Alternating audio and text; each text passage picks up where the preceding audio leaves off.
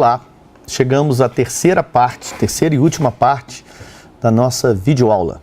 A gente viu na primeira parte o comando de saída de dados, representado pelo escreva e pelo escreval. Na segunda parte, a gente viu aí o comando de entrada de dados, que é o comando leia.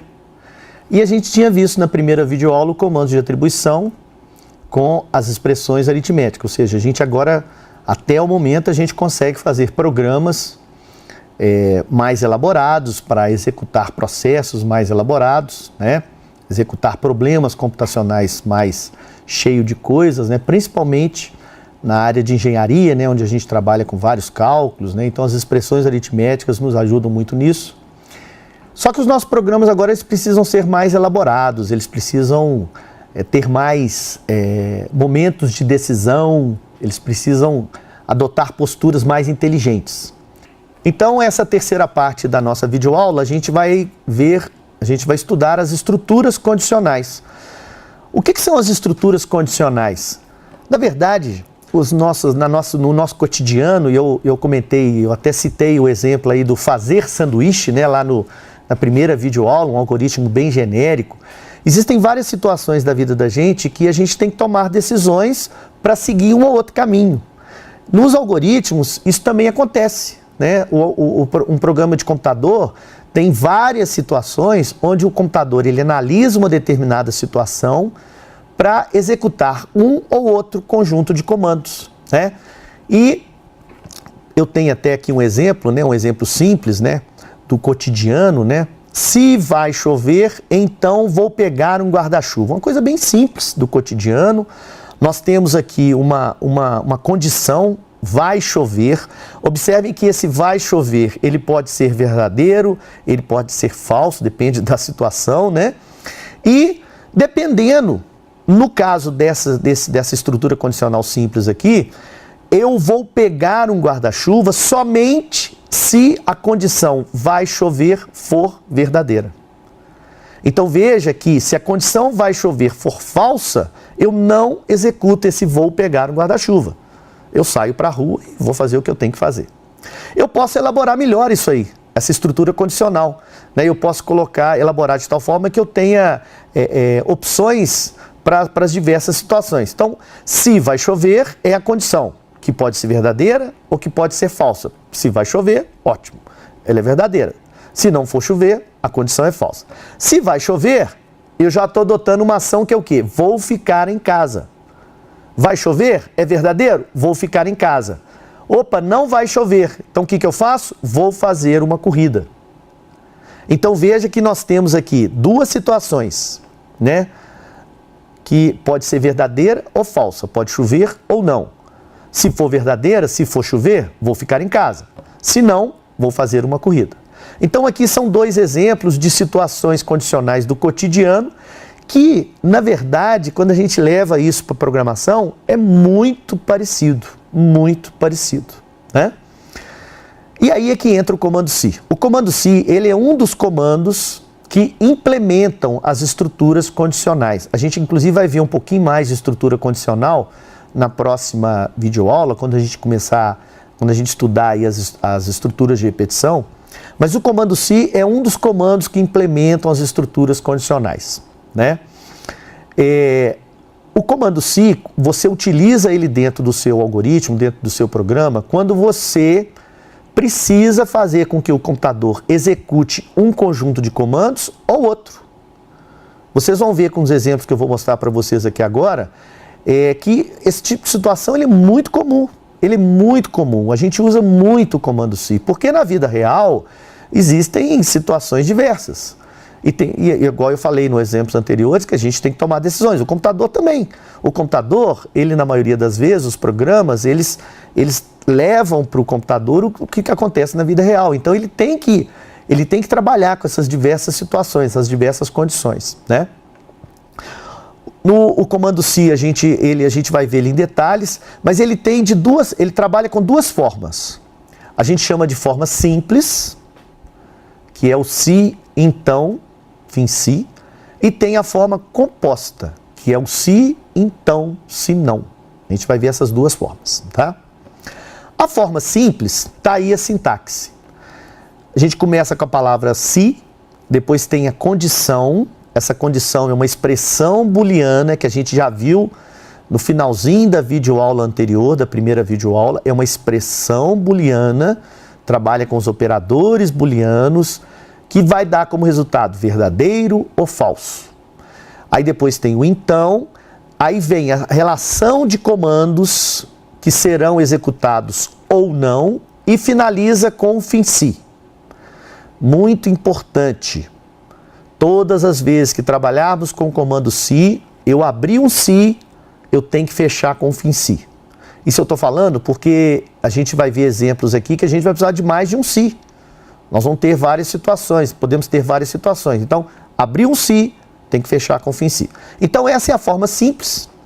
Eu fiz um esquema aqui de como é que funciona, né, o comando se em termos de execução, de ordem de execução. Então, suponha que o computador ele vem executando os comandos quaisquer que tem antes do se. Aí ele chega no se e ele verifica aí o estado dessa condição. Ele faz análise, executa essa expressão booleana que vai estar aí, e aí vai dar como resultado verdadeiro ou falso. Suponha que essa condição, essa expressão booleana dê verdadeiro. Deu verdadeiro? Os comandos ligados logo depois do então, os que estão aí dentro do se, eles serão executados um a um na sequência que eles aparecem. Então o computador executa o comando 1, depois executa o comando 2 e vai executando os comandos. Terminou, fim se, aí o computador continua executando os comandos após o fim se. Agora, suponha que, na verdade, chegou no ponto e o computador analisa essa condição e descobre que ela é falsa. Ele resolveu essa expressão booleana e ela deu falso. O que ele faz? Pula os comandos. Ele não executa os comandos que estão dentro do então. E volto a dizer, é uma situação normal. Aqui dentro, por exemplo, podem ter comandos para fazer alguma operação que, dependendo da expressão booleana, não deve ser feito. Então, esses comandos, simplesmente, eles são ignorados. Aí o computador continua executando os comandos após o fim se. Ok? Então, nós temos aqui alguns exemplos. Esse exemplo aqui, muito simples, né? Nós temos aqui, antes do se, a leitura de um número qualquer. Isso aqui é só um trechinho de código, né? Lembrando que antes do leia é super importante colocar o escrevam, mas aqui é um trechinho, né? Então o usuário vai digitar algum dado, esse valor que o usuário digitar tem que ser numérico, né? A gente não declarou aqui, não mostrou aqui, mas a variável número aqui vai ser numérica. Aí o computador faz um teste. Chegou no se, ele verifica. Veja que isso aqui é uma expressão booleana que a gente viu na videoaula anterior. Isso aqui é um operador relacional, ou seja, ele está comparando o conteúdo atual da variável número que foi preenchido através do leia pelo usuário. Então ele compara o conteúdo da variável número com o valor 10. Compara de que forma? Através do operador relacional maior. Então ele verifica, o conteúdo da variável número é maior do que 10? Se essa condição for verdadeira, ele vai executar o comando que está na sequência, o comando que está dentro do então. No caso é um só, o escreval. Ele vai imprimir a mensagem, número é maior que 10. Claro, né? Se o conteúdo da variável número é maior que 10, nada mais correto do que imprimir a mensagem, número é maior que 10. E aí, fim se, e ele continua a execução dos próximos comandos, que no caso é o escreval.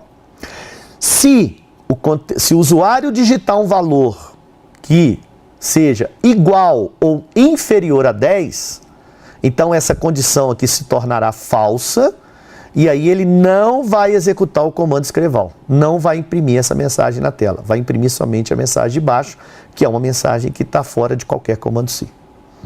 Ok? Nós temos aqui um segundo exemplo, um pouquinho mais apurado.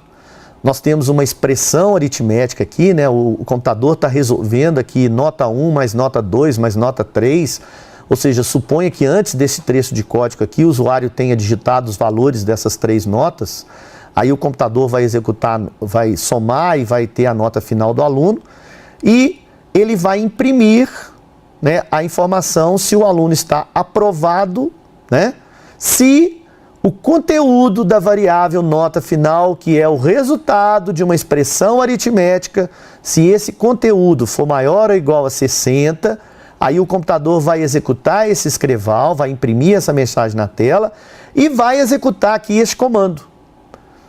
Isso aqui é só um exemplo, né, bastante acadêmico, que dentro do SI você pode ter mais de um comando, não é só um só não, né? Você pode ter um escreval, você pode ter uma expressão aritmética, você pode ter o que você quiser. Agora, suponha que a variável nota final seja inferior a 60.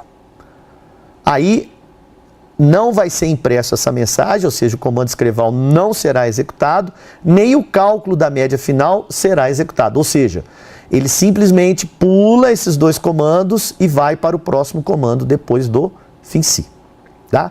Então são exemplos aí de uso do SI na sua forma simples. O comando SI na sua forma completa, a única diferença, na sua forma composta, aliás, a única diferença é que ele usa o senão. O senão resolve aquele problema. Se a condição for verdadeira, executa os comandos do então. Se a condição for falsa, executa os comandos do senão. De que forma? Seguindo aqui essa lógica aqui, ó. Então vamos lá. Nós temos aqui dois comandos antes do SI, o computador executa esses dois comandos, seja lá quais forem. Aí ele testa essa condição. É uma expressão booleana qualquer, ele verifica se ela é verdadeira ou falsa. Supondo que ela seja verdadeira, então é a mesma coisa que ele faz na forma simples, né? Ele vai executar os comandos ligados ao então. Porém, ele pula os comandos ligados ao senão. Esses comandos aqui não serão executados. Ele vai executar somente os comandos ligados ao então. E aí ele segue aí os comandos depois do FINSI. Ao passo que, se ele chegou nessa condição e descobriu que ela é falsa, a gente aprendeu na forma simples que não pode executar os comandos ligados ao então. Então o que ele vai fazer? Ele pula os comandos ligados ao então e ele executa os comandos ligados ao senão e continua a execução do programa. Observem, gente, que na forma composta, algum comando vai ser executado, ou algum conjunto de comandos vai ser executado. Ou ele vai executar o conjunto de comandos ligados ao então, ou ele vai executar o conjunto de comandos ligados ao senão. É uma forma assim mais completa de usar o comando SI, né? Agora nós vamos ver alguns exemplos aqui para frente que você pode usar vários SIs dentro do seu programa, inclusive um SI dentro do outro, que a gente vai aprender na sequência, tá? Mas vamos ver alguns exemplos aqui. Então nós temos aqui um exemplo de dois SIs na sua forma simples. Então nós temos aqui, primeiro, a leitura de um valor qualquer, muito parecido com aquele exemplo anterior. Ele vai verificar se esse número, né, se o que foi digitado pelo usuário é menor ou igual a 10. Se essa condição for verdadeira, ele vai executar essa mensagem, número é menor ou igual a 10. Se essa condição for falsa, ele pula, né, pula esse escreval e vem para o comando SI. Né, ou seja, ele continua executando depois do FINSI, desse primeiro SI. E depois do FINSI tem um outro SI, que é o quê? Testando se o conteúdo, ou seja, da variável número ou o que o usuário digitou é maior do que 10. Se for, ele vai imprimir a mensagem, número é maior que 10. Observem, gente, que apesar de eu ter usado dois comandos SIs, SI, condição, então, FINSI, SI, condição, então, FINSI, observem que essas duas situações, elas se completam. Ou seja, ou o número é menor ou igual a 10, ou o número é maior do que 10. Ou seja, são dois caminhos que se completam. Não tem uma terceira ou quarta alternativa. São dois caminhos que se completam. Então, nesse caso, em vez da gente usar dois SIs dessa forma, um depois do outro, vale a pena a gente fazer o quê? A gente usar um senão. Tá? Vale a pena a gente usar o senão. Volto a dizer, vou voltar até no exemplo anterior, né? Inclusive tem essa informação aqui que eu já comentei, né? Depois, sempre que eu tiver se eu usar um comando SI, obrigatoriamente tem que ter um então, tem que ter um FINSI. Opcionalmente pode ter o senão. Obrigatoriamente tem o SI, tem o então, tem o FINSI. Opcionalmente tem o senão. Mas voltando ao exemplo, então vejam que nós temos aqui um SI depois do outro, né? E aí atendendo a essa observação aqui, você tem um se, então, fim se. Se, então, fim se. E como essas condições se completam, o que eu fiz? Usei apenas um se porque vejam, se o número for menor ou igual a 10, ótimo. Número é menor ou igual a 10. Esse comando escreval ligado ao então vai ser executado. Mas se não for menor ou igual a 10, a gente só sobra uma situação, é maior do que 10. Voltando o slide, é exatamente o que está sendo falado aqui, ó, número maior do que 10. Então eu não preciso fazer teste nenhum. Eu simplesmente coloco o comando que seria executado se o número é maior do que igual a 10. Então a gente usa aqui a forma composta do comando se. Ok? E é lógico, você pode usar quantos comandos sis você precisar dentro do seu programa. Lembrando sempre, se, então, fim se é sempre obrigatório, se não, é opcional. Esse terceiro exemplo, para calcular o INSS, existe uma situação na vida da gente, né? Os trabalhadores sabem muito bem disso, que todo trabalhador paga INSS, né? Que é o imposto para ajudar aí na aposentadoria futura, né? E esse imposto ele tem alíquotas, dependendo do salário, né? Aqui nós estamos simulando uma situação bastante acadêmica. Nós estamos vendo aqui, o usuário vai digitar o valor do salário e eu preciso calcular qual que é o INSS. E o INSS, ele depende do valor salarial. Aqui eu estou chutando R$300, um exemplo, né? Então nós estamos falando que se o salário for menor ou igual a 300, o INSS é 8%. Lembrando lá das expressões aritméticas, quando eu ensinei a calcular porcentagem, é a mesma coisa que eu multiplicar por 0,08 ou multiplicar por 8, dividir por 100. Então eu estou calculando o INSS a 8%, imprimindo a mensagem que o funcionário caiu na alíquota de 8% e depois do fim se, eu estou imprimindo o valor do INSS. Observem, isso é muito importante, que esse escreval, ele está fora do fim se, porque independente do tipo de cálculo, se eu vou calcular 8%, se eu vou calcular 10%, independente do tipo de cálculo, o que acontece? Eu vou ter que imprimir o valor do INSS. Então aqui eu calculei na mesma variável INSS, né? Ela é única, tanto para o cálculo de 8% quanto para o cálculo de 10%. Na mesma variável, logicamente uma hora eu vou calcular aqui, outra hora eu vou calcular embaixo, mas é a mesma variável e ela está sendo impressa aqui embaixo. Tá? Eu não preciso e não devo colocar esse escreval repetidas vezes aqui dentro, porque ele é igual, se eu colocar ele dentro do então e dentro do se não, é a mesma coisa. Então eu coloco ele depois do fim se. Agora é lógico, o cálculo de 8% é diferente do cálculo de 10%. Então eles têm que estar separados mesmo, né? Então aqui nós simulamos, aqui nós implementamos aquela situação do INSS ser a 8% e ser a 10%. Bom, e a estrutura condicional composta aninhada? Isso aí eu vou dizer para vocês que é uma parte assim um pouquinho mais chata do uso do se, principalmente que a gente mistura muito se, principalmente um dentro do outro, né? Aí tem um monte de fim se, os alunos se perdem um pouco. Mas esse tipo de uso aqui ele é muito comum, principalmente em situações onde a gente não tem dois caminhos, tem mais de dois caminhos. Você tem um terceiro, você tem um quarto, você tem um quinto caminho a seguir, né? Então aqui, por exemplo, nós temos aqui esse se aqui dentro, né? Observem que é o se composto, né?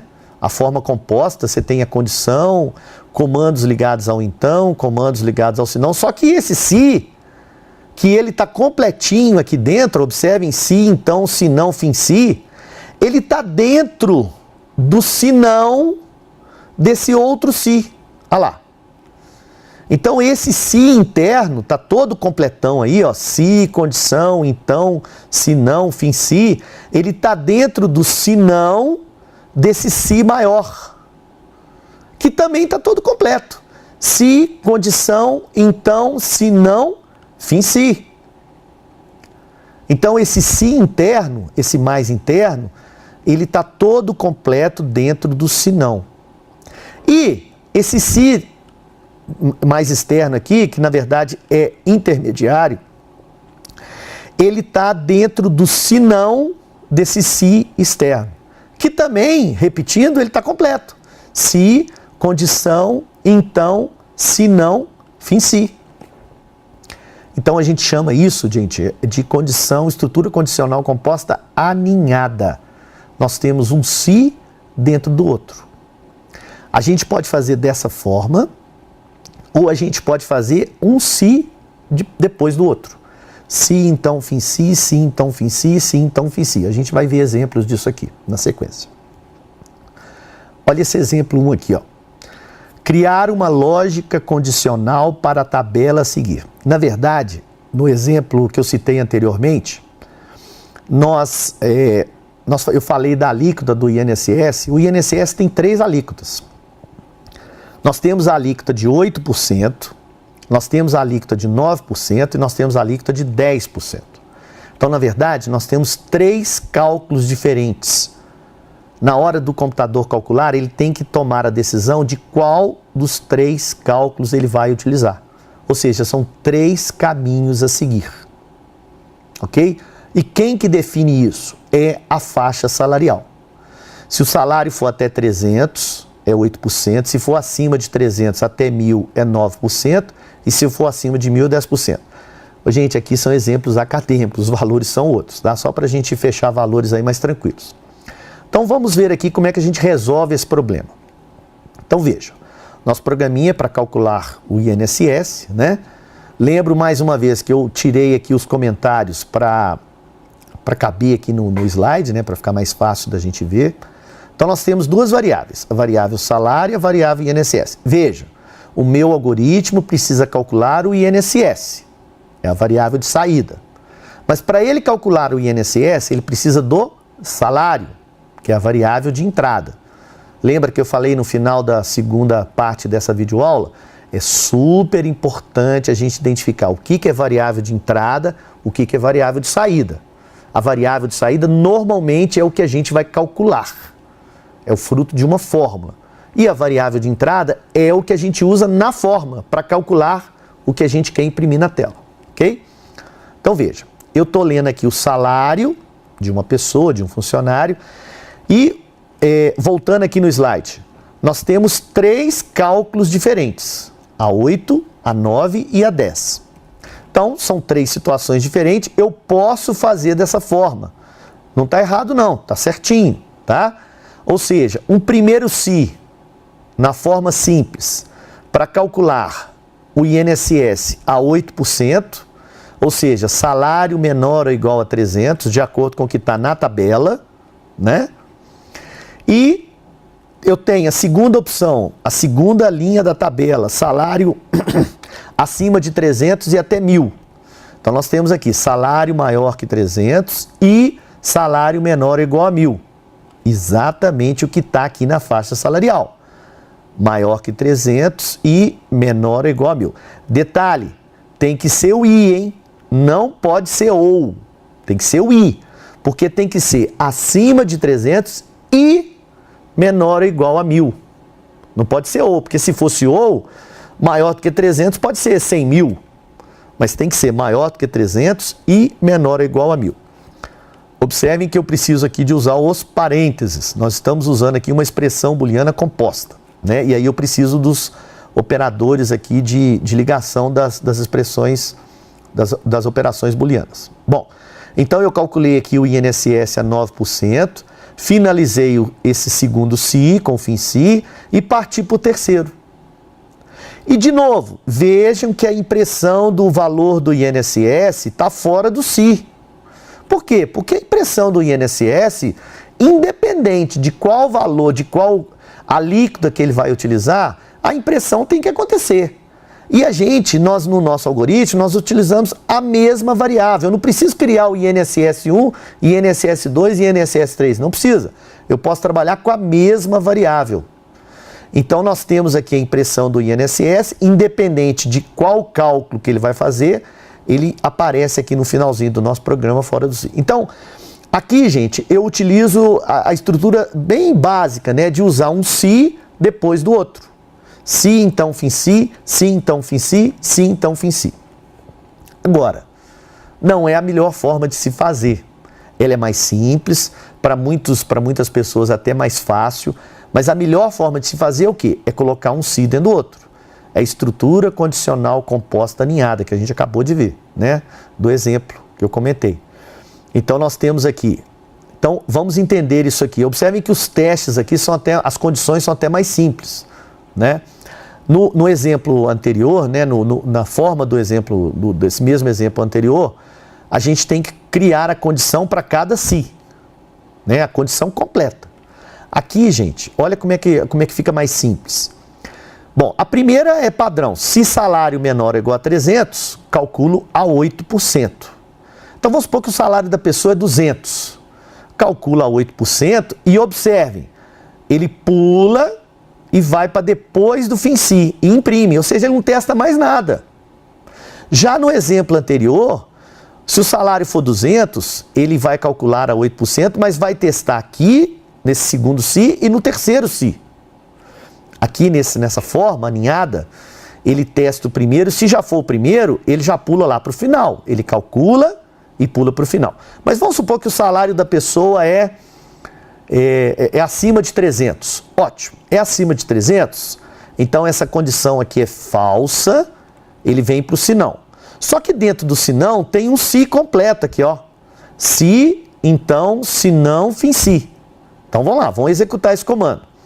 Bom, se ele caiu aqui no se não, claro, é acima de 300. Só que, de acordo com a nossa tabela, o acima de 300 eu tenho que saber se é abaixo de 1.000 ou acima de 1.000. Porque se for abaixo de 1.000, acima de 300, mas abaixo de 1.000, é a alíquota de 9%. Se for acima de 1.000, é a alíquota de 10%. Então aqui eu preciso simplesmente saber se é abaixo de 1.000. Porque eu já sei, o algoritmo já sabe que é acima de 300. Então ele testa. O salário é menor ou igual a 1.000? Opa, é sim. Então ele calcula 9%, pula o se não, vai para o FINSI, finaliza esse se não e imprime o valor do INSS. Agora, não é menor ou igual a 1.000. É acima de 300, mas não é menor ou igual a 1.000, não é acima. Vamos supor que a pessoa ganha R$5.000. Então essa condição aqui é falsa. Ele pula os comandos ligados ao então, vem para o se não e executa aqui a 10%. Então ele vai calcular o salário a 10%. Observe que são 3 caminhos que o algoritmo seguiu, que ele pode seguir, né? São 3 comandos diferentes, porque são 3 alíquotas diferentes, e a gente pôde fazer dessa forma. Então, voltando, ou a gente trabalha com se, então, FINSI, se, então, FINSI, se, então, FINSI, tá errado? Não, tá certo.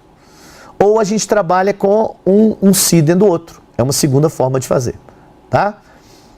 Então, a gente pode adotar essas duas formas. Tem aluno que gosta de trabalhar nessa primeira forma, uma forma bem simples, né? Um si debaixo do outro. Observe que a gente está sempre finalizando o FINSI antes de começar um outro, ou a gente trabalha com um dentro do outro, e aí os FINSIs, eles ficam sempre lá no final, ok? No caso aqui são 2, porque são 2 sis. Para cada si, tem que ter um FINSI, tá? Um segundo exemplo aí também, muito comum utilizado aí na matemática. Nós temos uma função, né, um gráfico qualquer, que ele é construído dependendo do valor de x, né? O resultado da função, ele depende do valor de x. No exemplo, na parte lá, na segunda parte, quando a gente trabalhou com o comando eu mostrei para vocês entrada de dados, eu mostrei para vocês uma função que ela era única, né? X ao cubo, papapá, quer dizer, uma função única. Independente do valor de x, ela só tinha uma forma. Aqui não. Aqui eu estou falando que o valor de x vai fazer com que o cálculo da função se diferencie. Então aqui eu estou falando que o fx vai ser igual a 5x mais 3 sobre raiz quadrada de 16 menos x ao quadrado, se o x for menor do que 4. Aqui, gente, está montado praticamente a minha estrutura condicional. Se o x for menor que 4, a função é essa. Ok?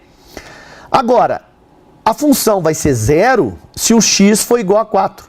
Então, menor que 4 é essa função, igual a 4 é 0. Porém, se o x for maior que 4, a função é essa outra.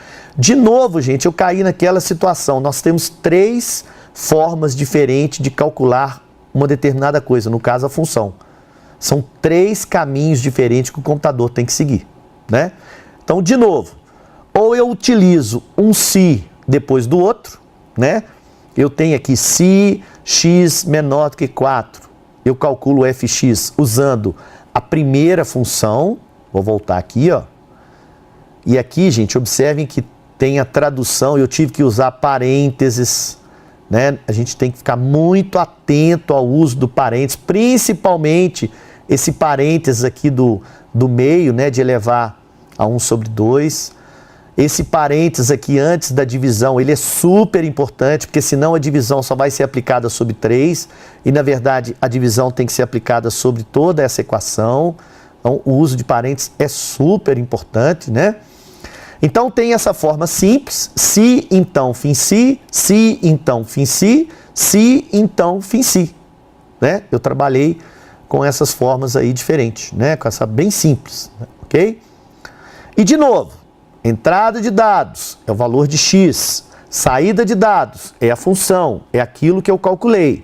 E eu utilizei o x, o valor de x, em prol do cálculo da função. A leitura do x, ela é única, fica fora do se. A impressão da função, ela é única, fica fora do se. O que fica dentro do se é aquilo que varia. O que varia? É o cálculo da função.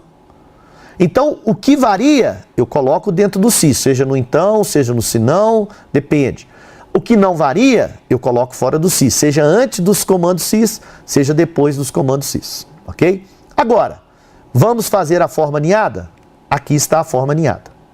Quer dizer, nós temos esse se dentro de um outro se maior, ok?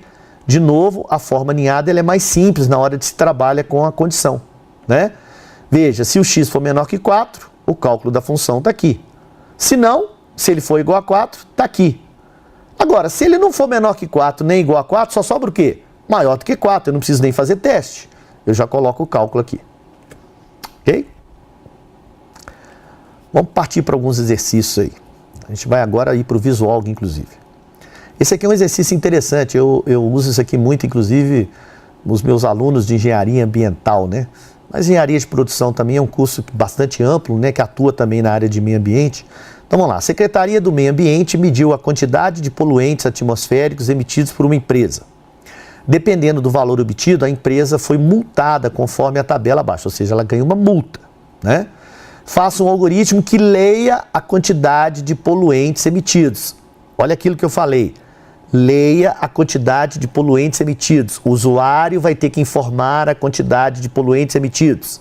Isso aí é entrada, é um dado de entrada. Qual que é o dado de entrada? Quantidade de poluentes emitidos. E calcule e imprima, calcule e imprima a multa aplicada.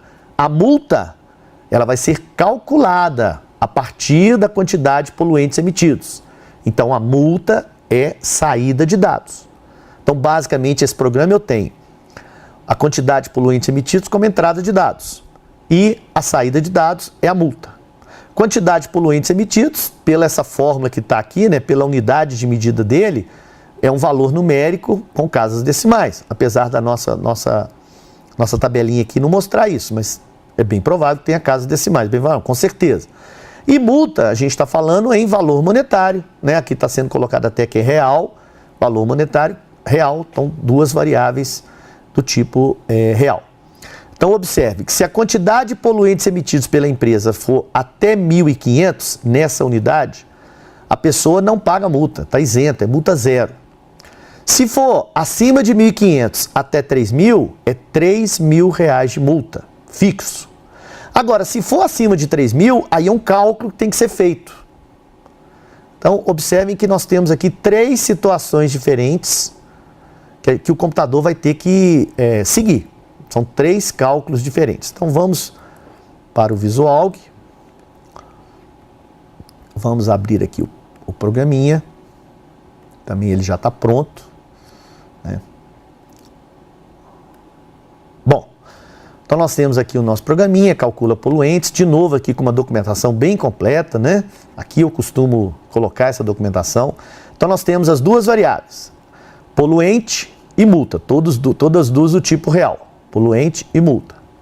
A primeira parte é a entrada de dados, a primeira parte de comandos, né? Que é eu vou pedir ao usuário para informar o dado de entrada. O dado de entrada é a quantidade de poluentes emitidos. Observem que eu coloquei uma mensagem, né, para o usuário e logo depois o leia. É aquele parzinho. Escreva, leia. Escreva, leia. É super importante vocês lembrarem que antes de um leia, tem um escreva. Lido a variável de entrada, o que eu faço? Eu parto para o cálculo, propriamente dito, né? Então, nós estamos aqui no cálculo. Lembrando da nossa tabelinha, né? Nós temos 3 cálculos diferentes. Na verdade, cálculo mesmo vai ter só no final aqui, né? Então, se a quantidade de poluentes for menor ou igual a 1.500, a multa é 0. Ou seja, isento é a mesma coisa de falar que a multa é 0. Aí um outro se, trabalhando esse intervalo, né, acima de 1.500 até 3.000, então está falando aqui, a multa é 3.000. E o último intervalo, acima de 3.000, eu estou calculando aqui, aí já é uma expressão aritmética, né? Seguindo aqui a nossa fórmula colocada aqui na tabelinha. Ela está toda cheia, R, dólar, papapá, com separador de milhar. Temos que limpar isso aí, né? Então é 5.000 vezes a quantidade de poluentes emitidos, que é essa mesma variável. Tem que adotar a mesma variável. É a mesma. Inclusive é a mesma aqui que faz a seleção. Então eu calculei no primeiro se, nem calculei, eu atribuí 0 à variável multa. No segundo se, eu atribuí 3.000 à variável multa. E no terceiro se, eu fiz o cálculo. Poluente vezes 5.000. E de novo, seguindo aquele padrão, vejam que os algoritmos, eles são muito padronizados, né? Nós temos a entrada de dados, nós temos a parte de cálculo e nós temos a saída de dados, né? Então aqui, depois que eu calculei a multa, ou depois que eu atribuí ou 0, ou 3.000, ou calculei poluente vezes 5.000, eu imprimi o valor da multa, né? Gente, essa é a forma simples, né? Então, por exemplo, eu vou executar esse algoritmo, eu vou executar ele passo a passo, tá? Para a gente entender aqui como é que o algoritmo está executando. É passo a passo. Eu vou clicar nesse primeiro botão aqui, ó, e eu vou ir clicando nele, ele vai executando passo a passo. Então, observem que eu estou declarando aqui a variável poluente, ele declarou lá embaixo, ó, colocou 0 nela. Estou declarando aqui a variável, eu estou seguindo a variável multa, está lá embaixo também. Aí eu estou executando aqui o comando escreva, ele vai jogar na tela a mensagem. Agora eu estou executando o comando leia. Vamos supor que eu vou colocar aqui, eu vou fazer ele entrar aqui nesse segundo se. Eu vou colocar aqui a quantidade de poluentes, 2.000, para ele entrar aqui nesse segundo se. Então eu continuo executando. Aí eu tenho que dar Enter, né? Observem que a variável poluente já recebeu aquele 2.000 que eu digitei no teclado. A variável multa continua zerado. Então eu cheguei nesse primeiro se. Poluente vale 2.000. 2.000 é menor ou igual a 1.500? Não, então ele vai pular. Olha lá. Pulou. Ok? Agora ele está nesse segundo se. Poluente está entre 1.500 e 3.000, tá? Ele vale 2.000, então ele vai entrar e vai atribuir 3.000 à variável multa. Olha lá, ele entrou, a variável multa está zerada e a variável multa agora passou a ter 3.000, porque ele atribuiu esse 3.000. Mas ele continua, ele está aqui no poluente maior ou igual a 3.000. Não é, então ele vai pular e vai para o último comando, que é o comando escreval, que é o quê? Imprimir essa mensagem, mais o conteúdo da variável multa, que é 3.000. Ok? Então ele imprime na tela multa de 3.000. Ok? E aí a gente encerra o nosso programinha. Está encerrado. Então vocês conseguiram enxergar que ele pula os comandos, né? Ele não executa os comandos se a condição, no caso, não for verdadeira, né? Bom, nós temos também, eu até coloquei aqui uma segunda opção, que é a gente colocar o escreval. Observem que eu tirei o escreval aqui no final. Por quê? Porque ele agora está dentro de cada se. Ele está dentro de cada se, ou seja, A parte de cálculo e saída de dados, fica meio que misturado, né? Então, eu fiz impressões até diferentes. Isso é uma outra forma de fazer o nosso algoritmo. Então, se poluente for menor ou igual a 1.500, eu imprimo a mensagem na tela, isento de multa. Eu não faço cálculo nenhum, nem atribuo valor nenhum a variável multa. Já se ele for maior do que 1.500 e menor ou igual a 3.000, eu imprimo a mensagem na tela, multa de 3.000, né? E por fim, se ele for maior que 3.000, agora sim, agora eu tenho que fazer um cálculo. Não consigo escapar disso. Eu calculo o valor da multa, que é a quantidade de poluentes vezes 5.000, e aí eu imprimo o valor da multa. Observem que esse escreval, que no exemplo anterior estava fora do FINCI, ele passou para dentro. Por quê? Porque aqui tem um escreval imprimindo a multa, aqui tem outro escreval e aqui tem outro. E observem que eles são diferentes. Então, como eles são diferentes, eles variam nessa resolução, nessa forma de resolver esse algoritmo, eles têm que ficar dentro do sim.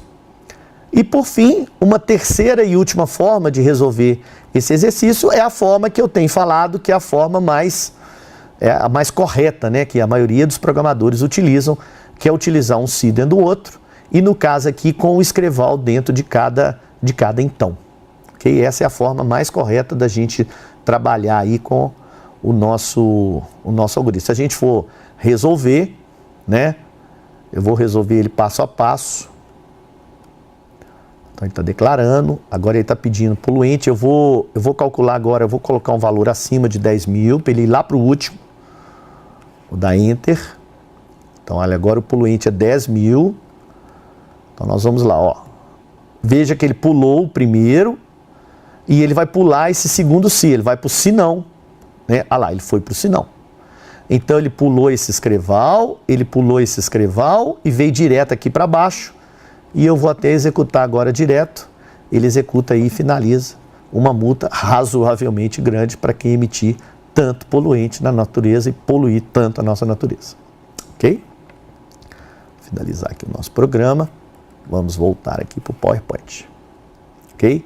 Um segundo e último exercício, só para a gente fechar essa última parte, é um exercício bem simples, né? Uma loteria esportiva, apesar do enunciado, tá, gente, cheio de coisa, é um exercício simplérrimo. Uma loteria esportiva paga prêmios proporcionais à quantidade de acertos de cada apostador. Todo mundo já jogou, se você não jogou, você já viu alguém jogando. Loteria esportiva, 13 jogos, né? Aqueles 13 jogos da loteria, né? Que tem os jogos lá, pode dar... o primeiro time ganhar, pode dar empate, o segundo você vai marcando, você pode apostar duplos e triplos, dependendo, o valor da aposta aumenta, mas são 13 jogos. Se o apostador acertar até 5 jogos, ele não ganha nada. Isso aqui é a minha loteria, eu criei essas faixas aqui de premiação. Se ele acertar de 6 a 10 jogos, ele ganha um outro cartão. Então eu dou para ele um outro cartão. Se acertar 11 jogos, ele ganha R$100 em dinheiro vivo. Se ele acertar 12 jogos, ele ganha R$1.000. E se ele acertar 13 jogos, todos os jogos, ele ganha 50.000, o prêmio maior. Então, o algoritmo você vai ler o nome do apostador, entrada de dados. A quantidade de jogos que ele acertou, também entrada de dados. O nome, Ricardo. Quantos jogos que ele acertou? 13, 5, 6, depende. E o algoritmo tem que calcular e imprimir. Então, dependendo da quantidade de jogos, ele vai imprimir qual o prêmio da pessoa. Então, vamos voltar lá para o Visual. Vamos abrir aqui o nosso programinha da loteria, prêmio loteria. Então, aqui, gente, está o nosso algoritmo. Observe, nós temos aqui a variável nome, que é do tipo caractere, a variável prêmio, eu vou mostrar por que eu declarei essa variável, e a quantidade de acertos, que é inteiro. Quantidade de acertos, gente, é de 0 até 13. É um valor numérico e é um valor inteiro, claro, né? E nós vamos ver por que dessa variável prêmio. Então, nós temos aqui a primeira parte do programa, a entrada de dados, nós estamos pedindo o nome do apostador e nós estamos pedindo a quantidade de acertos. De novo, antes de um leia, tem um escreva. Antes de um leia, tem um escreva. Então, essa é a primeira parte do programa. Aí nós temos aqui a parte de cálculo. Eu estou chamando de parte de cálculo, mas na verdade eu estou simplesmente descobrindo, né, calculando, entre aspas, qual que é o prêmio do usuário. Na verdade, não faço cálculo nenhum. Eu simplesmente determino qual que é o prêmio. E aí, aqui eu utilizei uma forma interessante, que é o seguinte, eu criei uma variável, igual eu mostrei lá em cima, a variável se chama prêmio, ela é do tipo caractere, ou seja, ela pode receber mensagens. E aí, dependendo do prêmio, e nesse caso eu estou usando um se dentro do outro, inclusive assim, quando a gente tem uma situação onde tem muitos caminhos, aqui nós estamos falando, no nosso exercício, nós estamos falando em 5 situações diferentes, né? São 5 situações diferentes, 5 caminhos a seguir, é mais interessante a gente usar um se dentro do outro. Fica mais fácil de trabalhar. Então, se acertos for menor ou igual a 5, ou seja, se o cara acertou, igual está falando o enunciado aqui, até 5, de 0 até 5, aí o que eu faço? Eu atribuo essa mensagem, observem que ela está entre aspas, porque a variável prêmio é do tipo caractere, né? Se acertou até 5, né, a quantidade de acertos for menor ou igual a 5, nenhum prêmio. Se for menor ou igual a 10, de novo, se não for menor ou igual a 5, vai ser maior. Então eu tenho que verificar se é 10, se é 11, se é 12 ou se é 13. Então passou, é maior do que 5, mas é menor ou igual a 10? É. Então ganha outro cartão. Quando eu falo que é menor ou igual a 10, eu estou falando que pode ser 6, 7, 8, 9, 10. Ok? Maior do que 5, menor ou igual a 10. Ganha outro cartão. Se for 11, é prêmio de R$100. Observe que como está entre aspas, eu vou colocar uma mensagem bem legal, uma mensagem bem elucidativa, bem clara. Se o acerto for igual a 12, outra mensagem. Agora, se não for menor do que 5, menor do que 10, igual a 11 ou 12, só pode ser o quê? 13, a não ser que o usuário tenha digitado um valor errado. Mas entendendo que ele digite valores entre 0 e 13, a gente inclusive vai aprender a validar a entrada de dados mais para frente, mas supondo que ele vá ter digitado de 0 até 13, então se não for nenhum desses, só pode ser 13, aí ele ganha o prêmio maior. Então observem que em uma dessas situações, eu preenchi a variável prêmio. Ok, então a partir de agora, e olha aqui, esse fim si é desse si, esse fim si é desse si, esse fim si é desse si, e por último, esse fim si é daquele si lá em cima. E observem que eu estou fazendo aqui, fazendo tabulação, né? A gente pode usar o Ctrl G, que o próprio computador faz isso para a gente automaticamente, o próprio Visual. Então, depois que eu preenchi a variável prêmio, o que eu vou fazer agora? Vou imprimir na tela, que eu já sei o prêmio, e aí é a saída de dados. E eu usei uma conjunção de variáveis com mensagem. O que é a variável nome? Eu não li lá em cima o nome do usuário? Eu não li lá em cima o nome do usuário? Então eu vou imprimir o nome, vai aparecer o nome do usuário, uma mensagem que eu pus aqui uma setinha para ficar um negócio mais bonitinho, vírgula, né, separador, né, a vírgula como separador, e ele vai imprimir o conteúdo da variável prêmio, que é um desses conteúdos que eu preenchi aqui em cima. Então se eu for executar aqui o nosso programa, por exemplo, Ricardo Freitas, eu vou dar Enter, vamos supor que eu acertei 11 jogos. O que ele vai fazer? Ricardo Freitas, observe. Ricardo Freitas, o conteúdo da variável nome, a mensagem, espaço, o traço de menor e o sinal de maior, para simular uma seta, e aí o prêmio, de acordo com a mensagem que eu preenchi aqui em cima. Então observem que nesse exemplo, eu utilizei um se dentro do outro, mas a gente poderia utilizar um se debaixo do outro, de acordo com os exemplos que eu mostrei anteriormente. Ok?